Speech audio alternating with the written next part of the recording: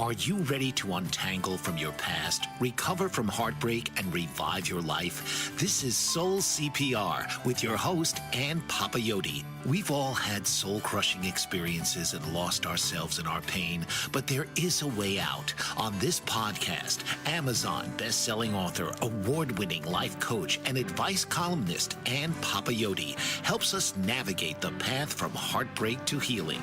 So now, please welcome the host of Soul CPR, Ann Papayoti. Welcome to Soul CPR, everyone, where we heal out loud. Thank you for tuning in today. This episode is a tender one. We're unwrapping the truth behind Mother's Day, a holiday that shines with celebration for some, but carries deep pain for others. If your heart feels heavy about this holiday, you're not alone. And if you're someone who doesn't feel seen or celebrated, this space is also for you. Today, we're talking about the many complicated truths that surface around Mother's Day: grief, estrangement, trauma, invisibility, longing. It all matters here. For those whom this holiday shines, know that you are blessed. I join you in those joyful feelings and that celebration. Next week's show is actually dedicated to all the moms who, biological or otherwise, step in and step up for the young people in their lives. I'll be joined by my special guest, Johnny Tan, who celebrates his 9 moms. That's right. You heard me correctly. He claims 9 moms who have overseen his growth and development. Today's show, however, is for those who are hurting. I've been there too. As a relationship coach, I've heard it all. So let's talk about the different kinds of pain that can surface with this day on the calendar and name the stories that often go unspoken. Listen and see if you can relate to any of these. You may be grieving the loss of your mother, whether it was last month or even decades ago. You may be estranged from your mom, choosing distance for your own well-being. You may have had a mother who was abusive, narcissistic, or emotionally unavailable. Or perhaps you never knew your mom. You were adopted, abandoned, or she left too soon. Maybe you are a mother yourself but feel invisible or unappreciated or unloved. Or maybe you're grieving a child and the world forgets that you're still a mother. You might be someone who wanted children but never had them, and Mother's Day feels like a club you weren't allowed to join. Or you may be navigating divorce and custody and feel torn apart at this point. Every one of these truths matters, and you deserve to have your truth honored. I think of my first Mother's Day as being the year I was pregnant with my first child. I was ecstatic with my growing belly and the feeling of my son stretching and kicking in utero. Only days later, beyond the Mother's Day on the calendar, I would be hospitalized for preterm labor, and he would be born on May 26th at only 24 weeks and 3 days gestation. Too soon, much too soon. However, 26 weeks was the magic number for the pediatric neurologist, and although they prepared me to lose him in the first 24 hours, I didn't. He survived. In fact, he beat all the obstacles they prepared me for the first few days, and he began to thrive in neonatal intensive care, of course. He would have to grow in an isolette rather than in my uterus. And I was by his side day and night, pumping so that he could be fed the rich colostrum that my breasts produced, my body catching up to the fact that my child was born early. However, 11 days in, he developed an intestinal complication that was insurmountable. Emergency surgery the following day could not save him, and he passed quietly in my arms as I held him for the very first time. You see, I know the grief of some of you.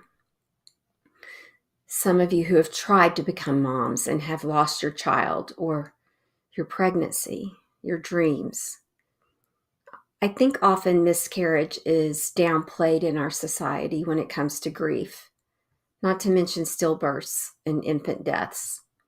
Those who don't understand but mean well may try to comfort us by saying something like, "At least you didn't know him or her," or "Aren't you glad you hadn't named him or her?" I know your grief, and this holiday is like a punctuation mark on it.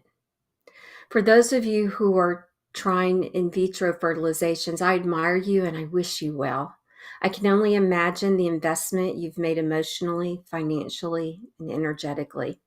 And to your partner, bless you for your support. All mothers need a supportive partner, but in this case, it starts long before the child arrives. All too soon, there are losses incurred before there's successful pregnancy. Those were your hopes and your dreams, your children, your extraordinary efforts to become a mother. Your losses are real. Your pain is deep, though most cannot comprehend it. Same for those of you who decide to adopt. You're selfless in this endeavor. Parenting will be no harder and no easier. You must commit to your role for the entirety of the child's life, as we all do, no matter how they come to us. May your journey be blessed. So back to Mother's Day itself. If you're hurting due to longing and or loss, I get you. I was you. I have processed my grief and now am able to honor my son, Jansen, as a gift and teacher in my life. I was blessed with another son in that marriage before divorcing due to awakening to the narcissistic abuse and gathering the courage to leave. I was also later blessed with another son in my current marriage. However, I also suffered 2 miscarriages before consciously preventing future pregnancies. Every Mother's Day, I remember each and every child that was, is, and would have been. For those of you who have lost children, this holiday can be a reminder of your painful loss, or it can be a reminder that you shared an incredible moment to cherish. Which perspective serves you better and honors your child more? What changed in you because you shared their moment? How do you live differently? And how do you love more fully? How you answer those questions, my friends, is what gives purpose and meaning to your experience. When living in Montreal, my family and I were in the early stages of fostering a teen girl and in a transition program with her group home. This ended up being another big loss for me when it didn't work out due to her dangerous behaviors outside our home that threatened the safety of our family. Interestingly, as much as she wanted a family like we offered, she would run back to the abuse of her own mother. The bonds are strong between mother and child regardless, aren't they? And we'll talk about this type of mother-child bond in the next segment. Now, most recently, my family took guardianship of a young man during his latter high school years as he left an abusive home. So to all the foster and guardian moms, I look forward to honoring you next week in that special episode.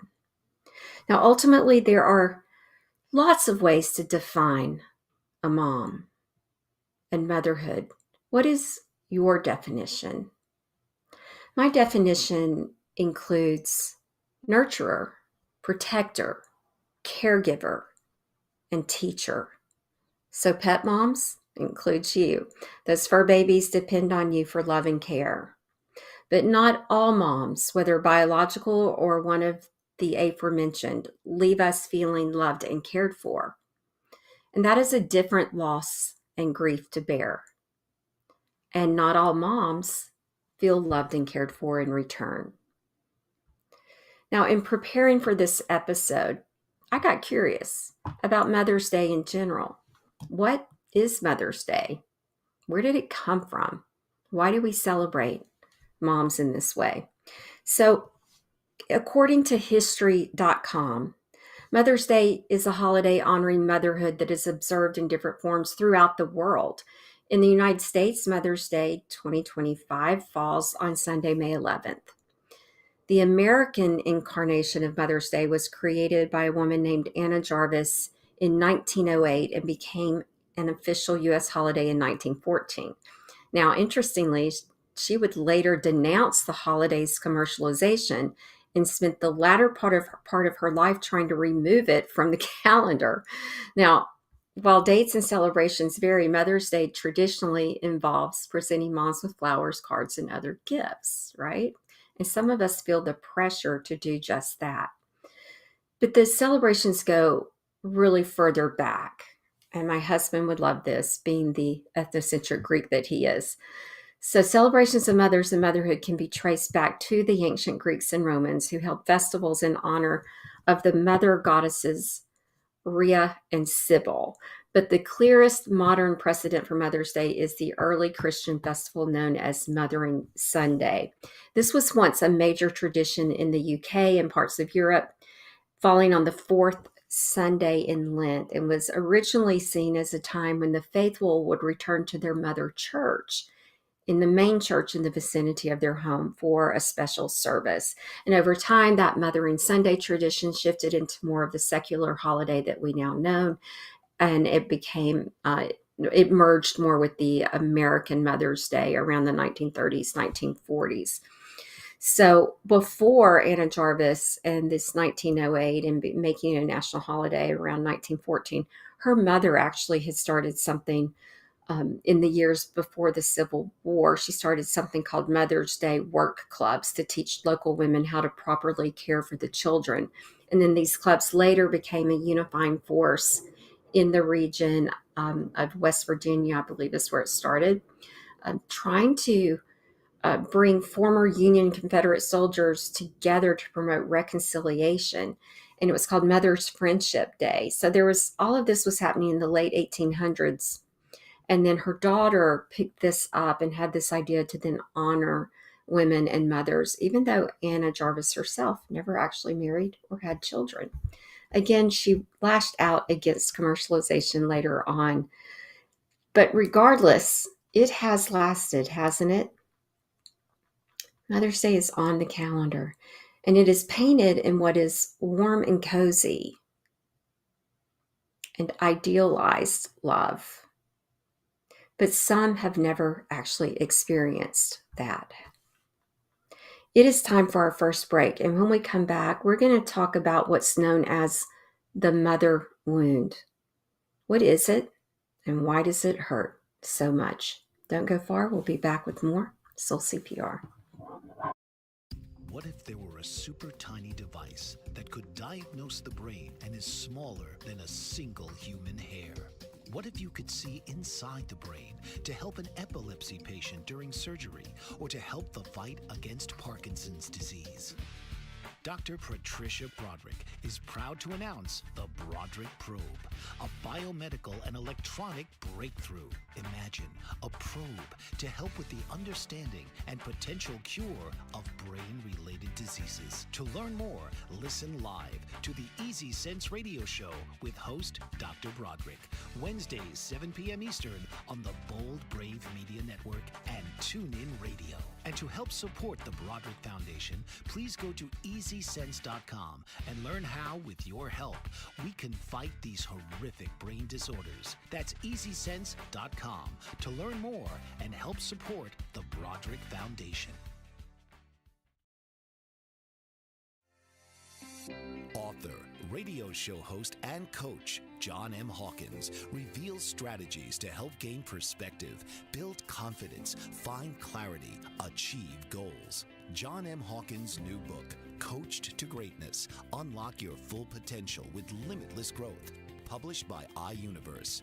Hawkins reveals strategies to help readers accomplish more. He believes the book can coach them to greatness. Hawkins says that the best athletes get to the top of their sport with the help of coaches, mentors, and others.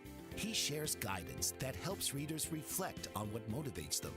We discover and assess their core values, philosophies, and competencies. Find settings that allow them to be the most productive and track their progress towards accomplishing goals. Listen to John Hawkins' My Strategy, Saturdays, 1 p.m. Eastern on the BBM Global Network and TuneIn Radio. Welcome back to Soul CPR, everyone. I'm Ann Papayotti, your host. Thank you for joining me today. We're talking about Mother's Day and that there are different pains associated with this holiday.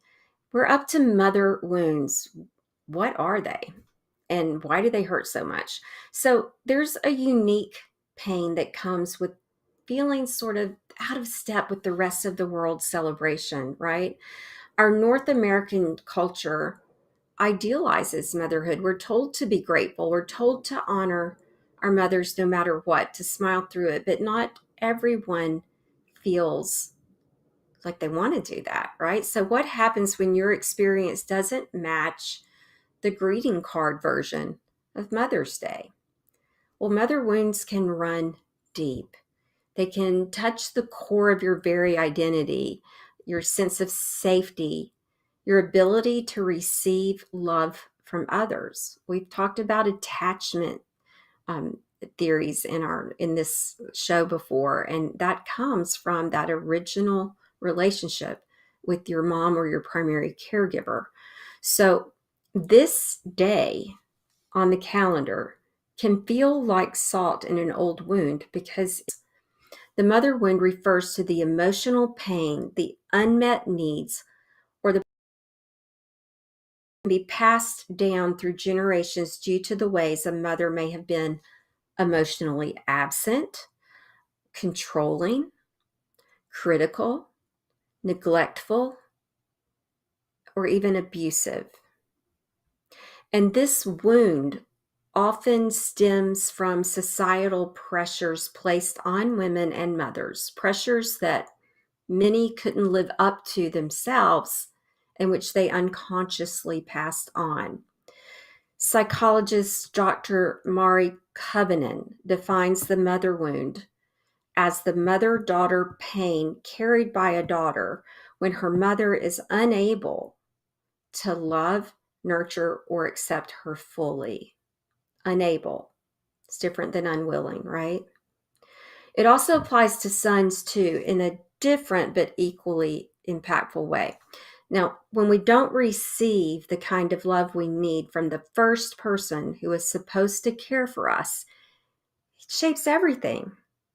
Our self-worth, our relationships, our voice, how we use it or how we suppress it, even our ability to feel safe in the world.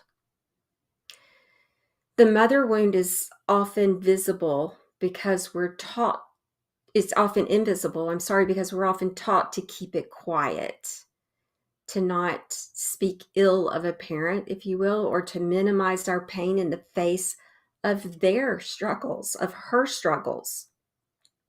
But unhealed, the mother wound can manifest in us as people-pleasing, perfectionism, guilt for setting boundaries, trust issues, difficulty trusting ourselves, as well as others, of course, chronic self-doubt and shame, a pattern of choosing unavailable or critical partners, sort of mirroring what we're used to,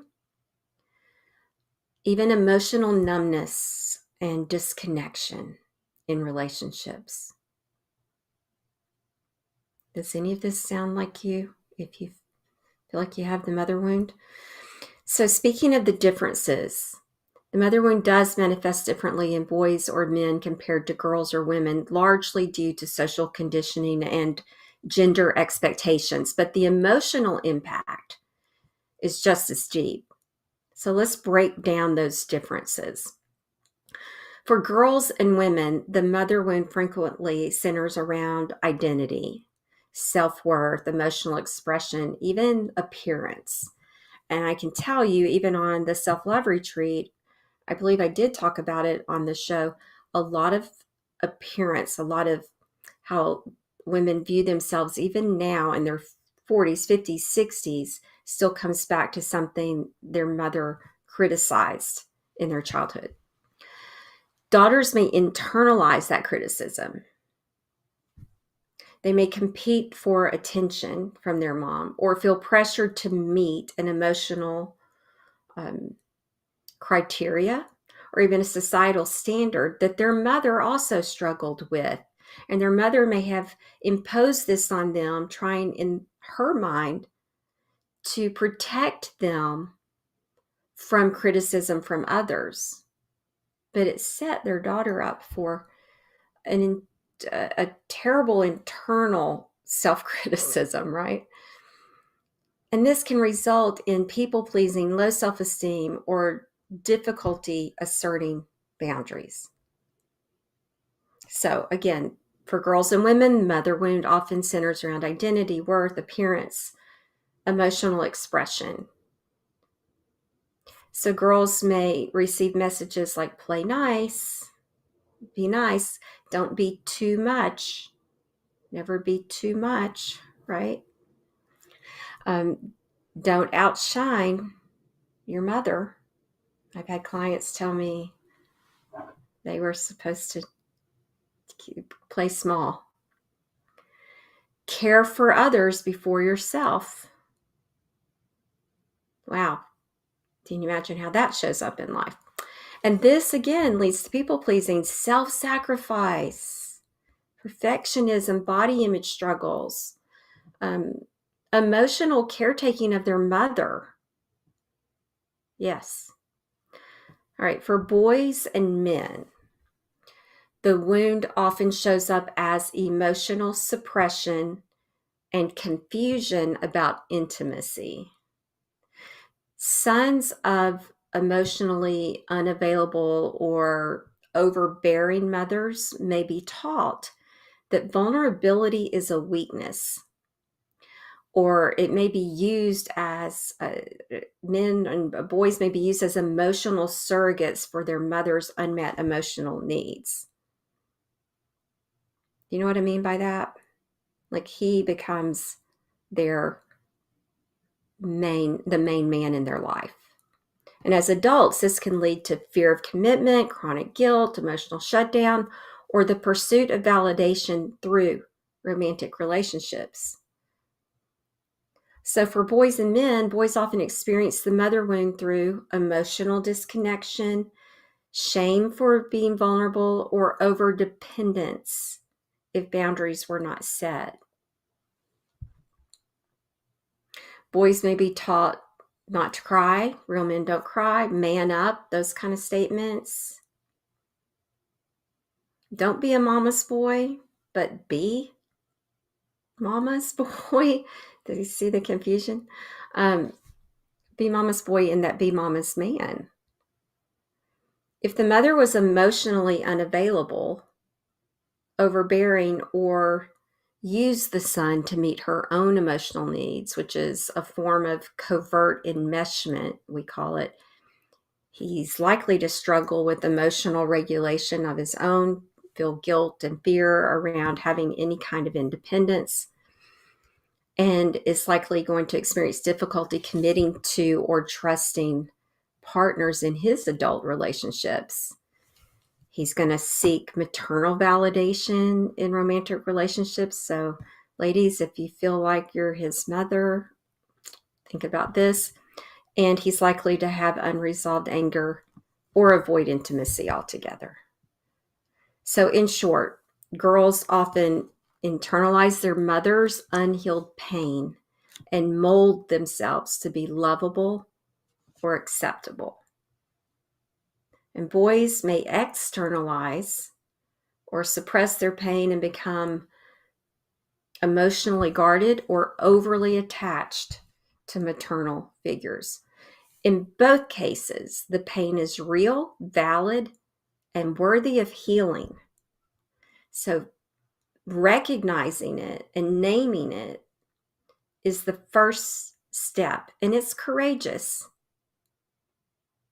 It's courageous. All right.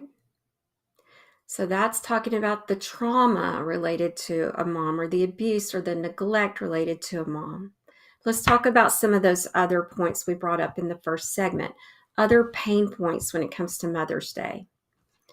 I want to say to the mom who feels unappreciated and unloved, I see that you've given a lot. I see you in my practices. I hear you speak. You may have worked hard and sacrificed and shown up in the best ways you knew how, and yet your child seems distant and ungrateful, or maybe even angry, and that hurts deeply.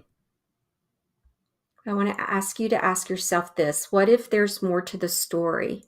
Because sometimes love gets tangled in control or fear or unmet emotional needs. What feels like care to you may have felt like pressure, criticism, or emotional suffocation to them. What you meant as guidance may have landed as judgment. What felt like protection to you may have felt like a cage to them. This doesn't mean you've done anything wrong. It means you're human. We all parent through the lens of our own wounds until we choose to see them and heal them. Love without awareness can still cause pain. So, if your child is pulling away or asking for space, they might not be rejecting your love, but rather trying to breathe. That's hard to hear. But it's also an invitation. It's an invitation to get curious, to ask rather than to accuse, and to listen without defense. Healing is possible even now, but healing starts with humility, not with guilt, with reflection, not resentment. Just remember that being a good mom isn't about perfection. It's about being willing and open to grow. So take a step back. It's not your fault. It's your responsibility, because these generational wounds will keep being passed down until we break the patterns. So step back, take an observation, get curious, have a conversation. And for those of you who have possibly chosen estrangement from your moms, I ask you this: have you given them the opportunity to understand your why? My advice is always, in any relationship, to give the other person the opportunity to understand by communicating with clarity and without judgment. And when doing so, allowing them time and space to process without expectation of a particular outcome, a particular outcome. Does this make sense? In essence, opportunity to understand does not guarantee the ability or the willingness to understand. That's why you have to let go of the outcome, while I would say still hoping for it. Hope is always good because hope keeps things afloat. Now, if you've done this already and you're at peace, then so be it. But if you're not at peace, ask yourself why. It may be because there was no clear, respectful opportunity given. And if they've chosen to be estranged from you, this can happen in reverse, right? Then you can step up and ask for clarity. Ask for the opportunity to understand, so that if there is something that you can take responsibility for having had no awareness of, but can now adjust your behavior accordingly to reconcile the relationship, then bravo.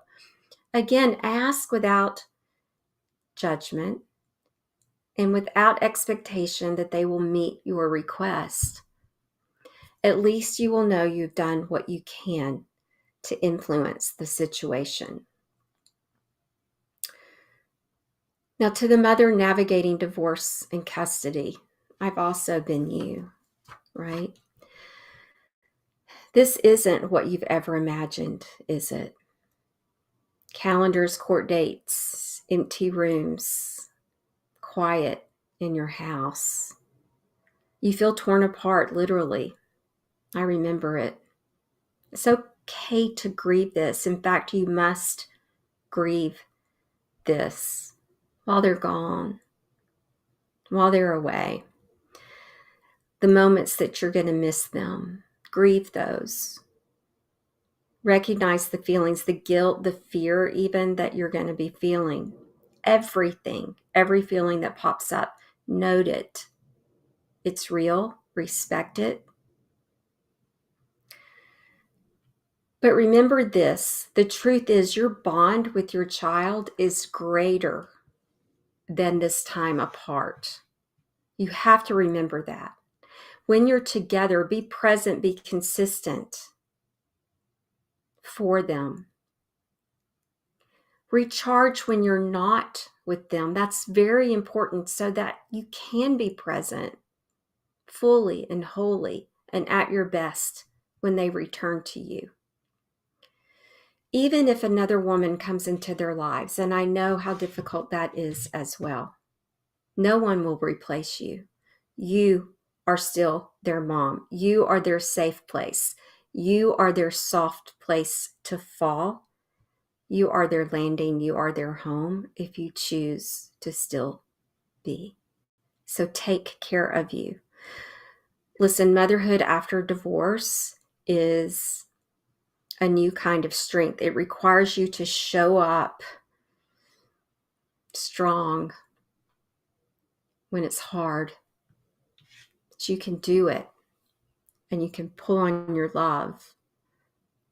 Source your strength from the love that you have for your children to do this.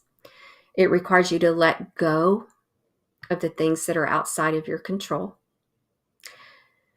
And it requires you to love them through all of it and allow them to love others. And that can be a difficult one. This Mother's Day, honor yourself. It's time for our second break. Don't go far. We'll be back with more Soul CPR. Did you know that your beliefs create your entire reality, but it's the subconscious beliefs that do most of the creating? Belief shifter and life coach Shiraz can help you identify those limiting beliefs and eliminate them, often in a single session. Like it was almost instant, like I had relief right away. Creating better health, relationships, careers, and finances. Let Shiraz help you step out of safety and into awareness. Definitely something's happening.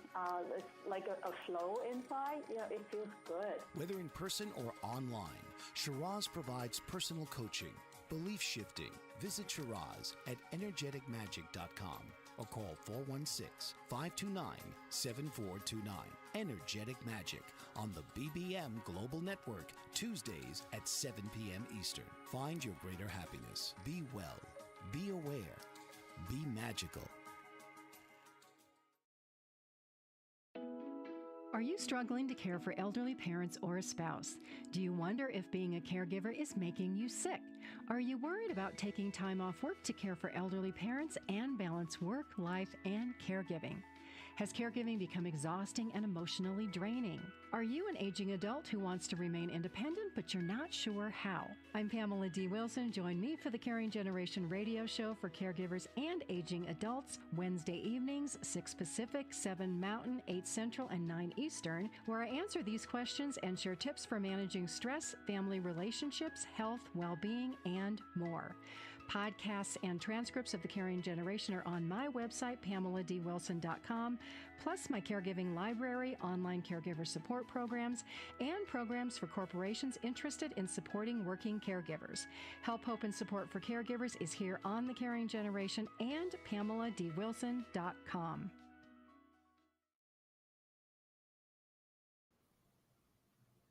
Thank you for joining me today on Soul CPR right here on Bold Brave TV. We are talking about Mother's Day and all the different pains associated with it.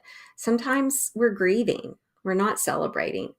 So let's talk about now the tools for healing and how to hold ourselves through this holiday.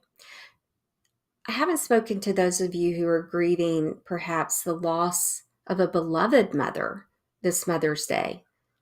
I also know this pain. Sometimes there are no words big enough to hold the space that your mom once filled. Her love may have been your anchor, your safe place, your guiding light.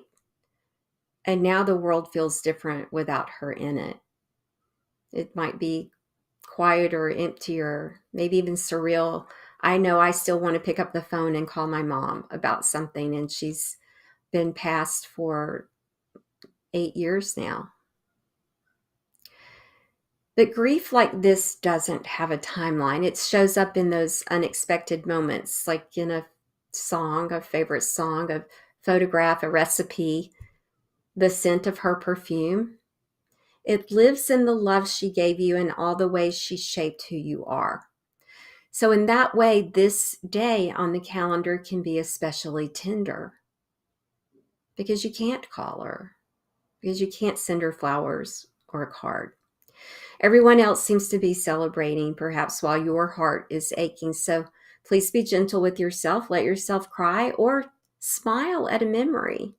Light a candle, hold something of hers close. Whatever brings comfort is sacred.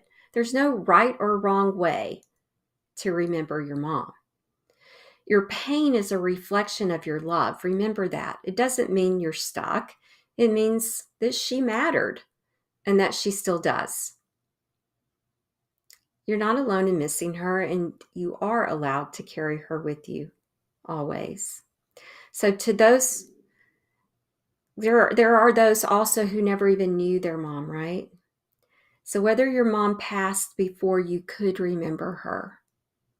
I have one client whose mom passed when she was 2. She doesn't remember her. Or left before you understood why. Or was physically present but emotionally absent. For whatever reason that you never knew your mom. You carry a unique kind of ache. And this is perhaps the pain of just not knowing maybe what her voice sounded like or her laugh, or not knowing what it feels like to have been hugged by her, not knowing if you look like her or act like her, or if she thought of you. And that can be confusing, that kind of emptiness. And it's invisible to others, but it's very real for you. You may feel like you missed out on something kind of sacred. And that loss is valid. Even if people around you don't talk about it or try to minimize it, just know that your worth is not defined by who was or was not there to raise you. You're not broken nor abandoned at your core. And you're allowed to grieve what you never had while also creating new kinds of love and belonging and family in your life. And I really encourage you to listen to next week's show, to Johnny's creation of bringing in different women into his life and considering them moms. But know it's okay to mourn the unknown, and it's okay to long for connection that never existed. You deserve to be mothered, and it's still possible to nurture that part of you now with gentleness, with intention, and by healing. Now, regardless of which pain point is your backstory, and if I missed any backstory pain points today, then hold your own close to your heart now. Regardless of it, what do we do with the pain? How do we survive or even soften it on a day like this on the calendar? How do we heal? So let's talk about some of the tools that we can use. Okay, let's explore some of them. These are some of the gentler ones that I can share with you. One is you have to give yourself permission to feel. And what I mean by that is let yourself grieve, cry. Rage was a big word at support group last night. Rage, or feel nothing at all. There's no right way to move through Mother's Day grief, okay? But permission to feel whatever it is that you feel. Creating a ritual is proven to be helpful for people as they deal with their emotions. Whatever that may need to be for you, lighting a candle, writing a letter to the mother you lost, never had, or wish you'd had. Burn it, bury it, keep it, reread it year over year, see if your feelings change. Whatever brings you an emotional release. Grounding practices is another one. And by that, it's just that deep breathing, maybe holding something soft, taking a walk, allowing your bare feet to actually touch the earth, or cutting a flower from your garden. Reminding yourself that you're safe and that your life is beautiful regardless of your experience. Inner child work is so important for those who have trauma in your past. And means you're going to parent yourself. You're going to mother yourself. Talk to the younger version of yourself, the child who just wanted to be held, seen, or loved. Let them know that you're here for them now, that you are the protector, the nurturer, the compassionate caregiver they can now depend on. You're going to have to listen to the inner narrative and stop talking to yourself in a critical way. And if the messaging's still there, you've got to change it.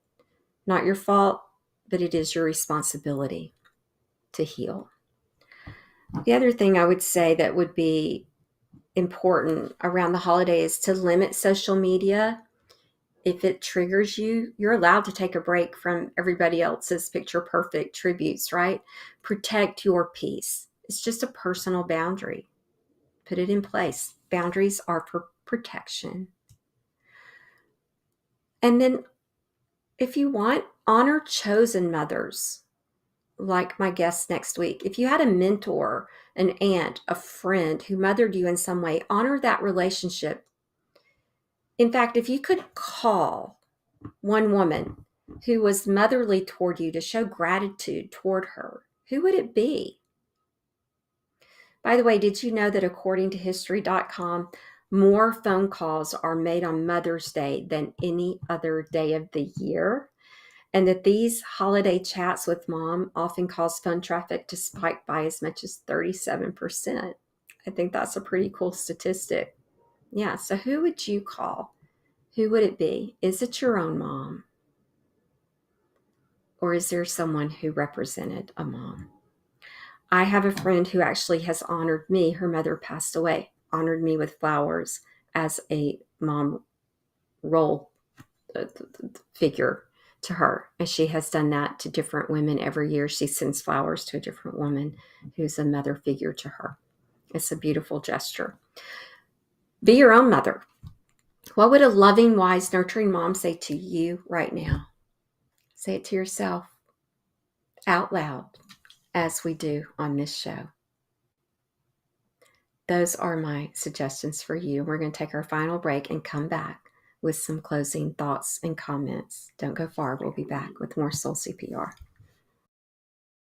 Mike Zorek, a three-time California state champion in Greco-Roman wrestling at 114 pounds.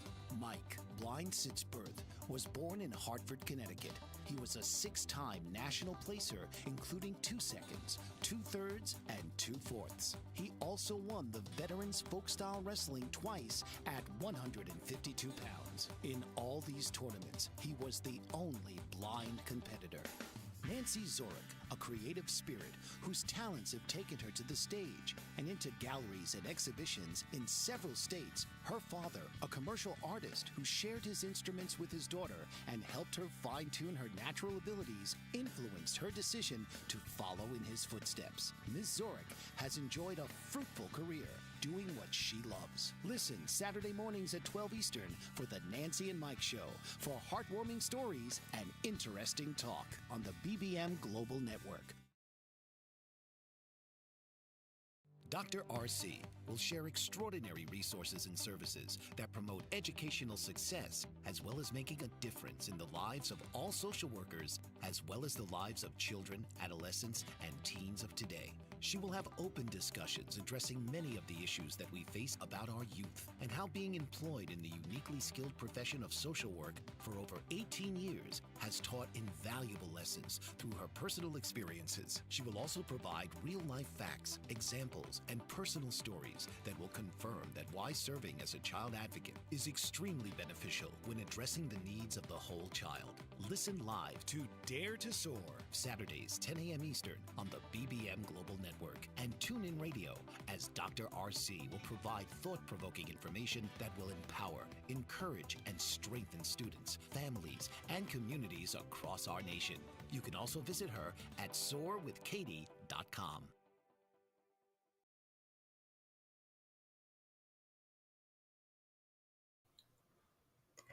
Welcome back, everyone. So in this closing segment, I always like to give a key takeaway, and I think mine today is that if you're struggling with Mother's Day as a holiday, how to approach it, how to celebrate it, how to avoid it, I think it's really about reframing and reclaiming the day, no matter your pain point. Look, motherhood isn't one size fits all. It isn't just biology or a Hallmark card. It's nurturing, it's love, and it can come from within you if you haven't had it from outside of you. You can mother your own heart. You can mother others in your community if you haven't had the opportunity to mother your own. You can define this day for yourself. Maybe today becomes a day of rest or a day of reflection, a day where you choose compassion over some kind of performance or expectation. Whatever it becomes, may it be honest. Excuse me. And may it, may it serve your healing.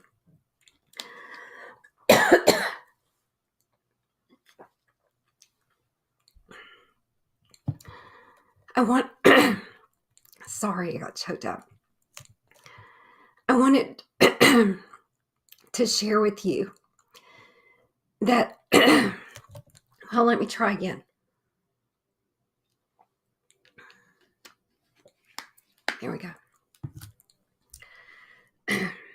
This Mother's Day week, I've had the pleasure of watching a mallard duck mom who has chosen to make a nest and lay her eggs in the mulch, which she blends so nicely with, tucked in beneath the mandevillas by my pool.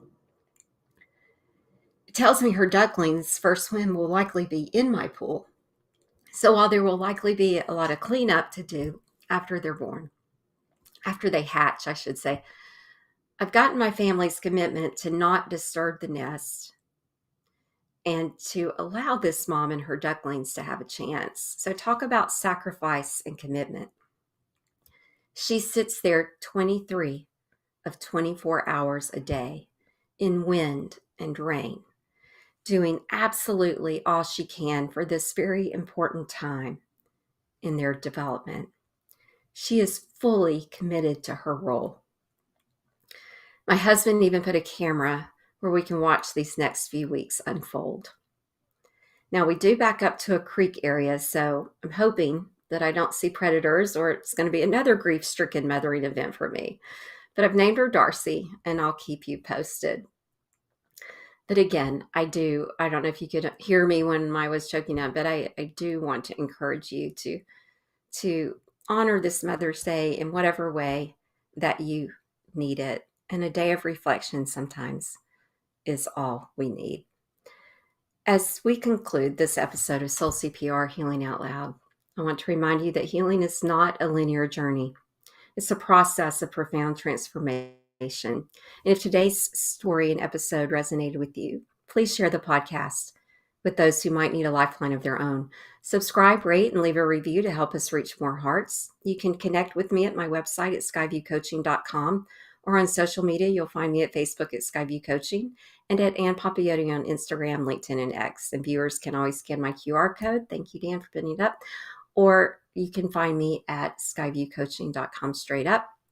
Let me know your thoughts, your stories, and topics you'd like to explore in future episodes. And today I'd really like to dedicate this episode to my mom, Evelyn Enzi, who was a wonderful mom and who wanted children so much so that it took her 11 years, 3 miscarriages. There was no in vitro back in that day, but it meant so much to her.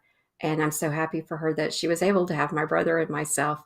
And when you want something that badly, you really dedicate yourself to it. And I'm thinking of her as I watch the Stuck this year. And I think that's going to be my way of honoring her, is taking care of the Stuck. Anyway, until next time, everyone, may you find strength in your vulnerability and courage in your journey. I thank you for listening. Breathe deeply, love openly, live soulfully. I wish you a meaningful and a healing Mother's Day weekend ahead. Good day, everyone. This has been Soul CPR with host Ann Papayotti. Breathe life back into your spirit with each episode, where she and special guests explore the relationships that hurt us and discover that healing can only begin with you. Tuesdays at 3 p.m. Eastern on the Bold Brave TV network.